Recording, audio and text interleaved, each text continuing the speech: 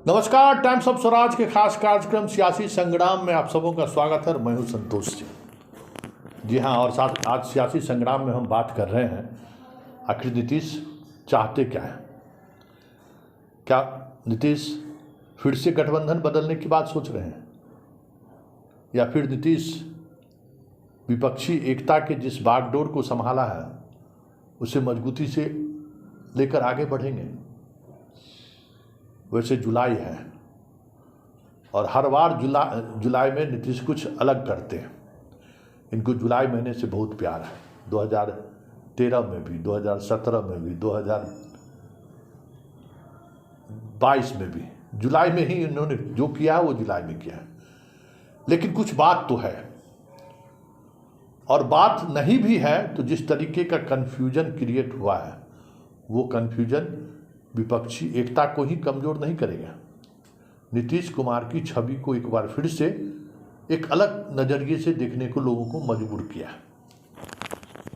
राजभवन जाना, ये हमने खबर बड़ी की थी, और कहा यह जा रहा है कि राजभवन जाने के बाद इनकी बात मोदी से करवाई गई है।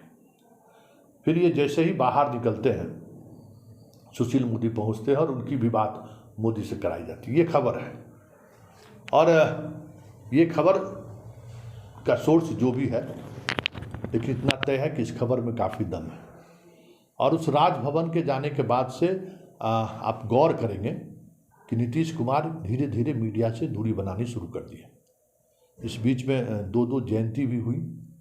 उस अमूमन हाल के दिनों में अगर आप गौर करिएगा तो जब भी ये बाहर निकलते थे मीडिया से खुलकर बात करते थे, लेकिन 2 जयंती के दौरान, एक मुंगेरी लाल का और नागार्जुन, ये दोनों के मामले में उन्होंने मीडिया से दूरी बना कर रखी। मतलब जो आशंकाएं या जो संभावनाएं नीतीश को लेकर अक्सर बलवती होता है, उसमें जो उनका जो एक्शन होता है या चरित्र होता है, वो चरित्र इस दौरान भी देखने को मिला है। मीडिया से दूरी बनाना, और फिर हरिवंश से मुलाकात कर तो उन्होंने हदें पार कर दी। वो हरिवंश जिसको लेकर उनके राष्ट्रीय अध्यक्ष काफ़ी एग्रेसिव है, वो हरिवंश जो नीतीश कुमार के आइडियोलॉजी के खिलाफ लगातार मोदी के साथ कदम से कदम मिलाकर चल रहे हैं, वो हरिवंश जिनसे पिछले कई महीने से कोई संवाद नहीं हुआ हो, वो हरिवंश जो बिहार में सत्ता बदलने के बाद नीतीश से खुद दूरी बना रखा हो, आखिर वो हरिवंश अचानक नीतीश से मिलने कैसे चले आए। और अगर ये स्वाभाविक मुलाकात है, मतलब सभी सांसद और विधायक से वो मिल रहे हैं, सिर्फ इसी की कड़ी है, तो भी हरिवंश से मुलाकात ने इतना तो संदेह पैदा कर ही दिया है कि कुछ न कुछ खेला हो रहा है।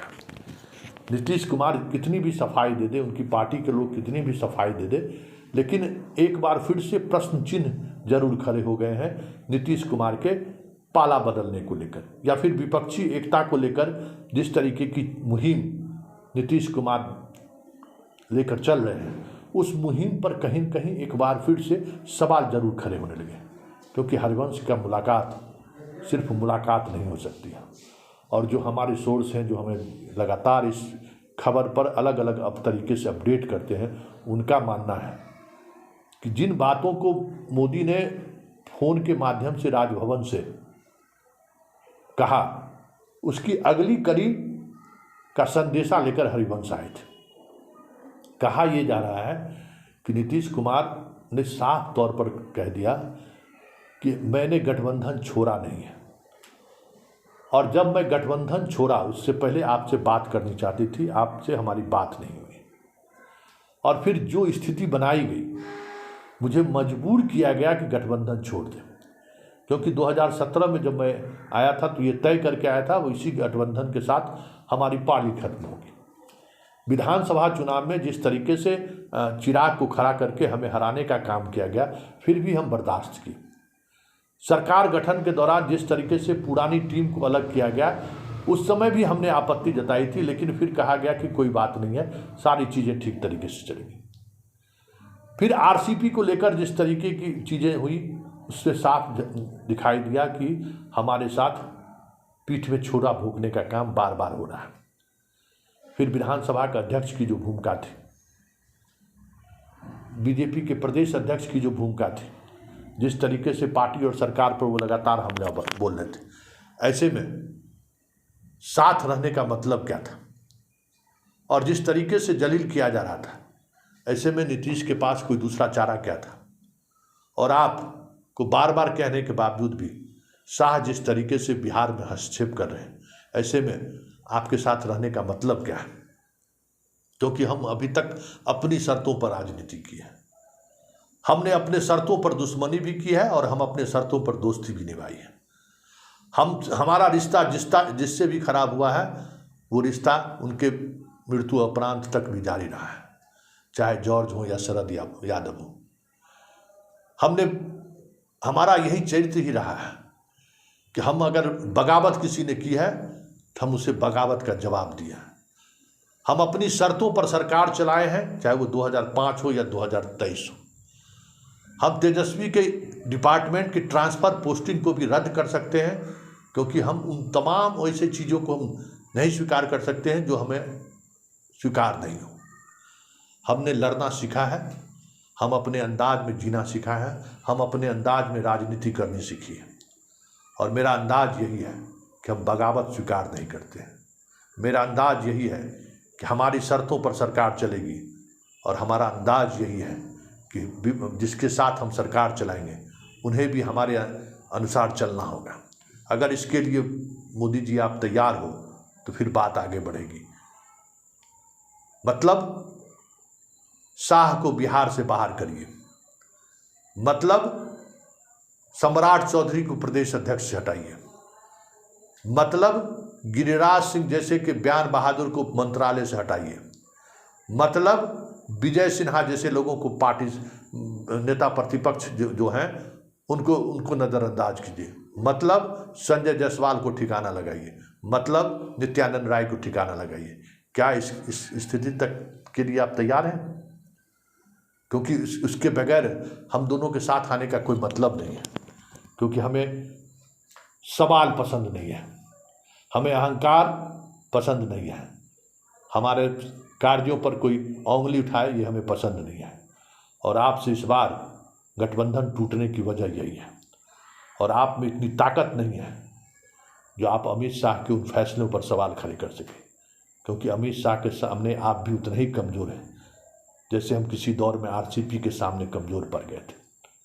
राजनीति आपको करनी है, प्रधानमंत्री आपको बनना है, और नीतीश का साथ तभी मिलेगा जब नीतीश के मिजाज की राजनीति होगी। ये संवाद है हरिवंश के माध्यम से मोदी को। ये संवाद जब टेलीफोनिक बातचीत भी हो रही थी तो कमोबेश अंदाज नीतीश का यही था कि बिहार में अगर शासन व्यवस्था चलेगा तो नीतीश के रहमो करम पर पार्टी को भी चलानी पड़ेगी। चिराग को हम तोड़ सकते हैं, चिराग रामविलास पासवान के अस्तित्व को मिटा सकते हैं। दिग्विजय सिंह से हमारी मतभेद हुई तो हम किसी भी हद तक चले गए। जॉर्ज से मतभेद हुआ तो हम जॉर्ज को त्याग दिए। शरद यादव हमसे बगावत किए तो शरद यादव को हमने त्याग दिया। ये हमारी राजनीतिक शैली रही है, और इसी शैली से आज हम इस मुकाम तक पहुँचे हैं, क्योंकि बगावत हमें पसंद नहीं है। और हम अपनी शर्तों पर, हमारा वोट प्रतिशत हो या ना हो, हम अपनी शर्तों पर राजनीति कर रहे हैं। अब देखना ये है कि नीतीश के इन सवालों का मोदी क्या जवाब देते हैं, क्योंकि मोदी की पूरी कोशिश है कि नीतीश उनके साथ चले, क्योंकि लगातार जो सर्वे रिपोर्ट आ रहे हैं वो रिपोर्ट बता रहा है कि बिहार मोदी के लिए सहज नहीं है। जो स्थिति 2015 में हुई उससे भी बुरी स्थिति पार्लियामेंट के इलेक्शन में 2024 में हो जाए तो कोई बड़ी बात नहीं है। इसलिए मोदी के सामने महाराष्ट्र और बिहार प्रायोरिटी नंबर 1 पर है। जिस तरीके से अमित शाह ऑपरेशन महाराष्ट्र चला रहे हैं, बिहार में इसकी गुंजाइश नहीं है। ये समझ में अमित शाह को आ चुका है कि यहाँ पर आप तोड़ फोड़ नहीं कर सकते हैं। यहाँ संवाद ही एक तरीका है जिसके सहारे आप नीतीश कुमार को फिर से अपने साथ ला सकते हैं।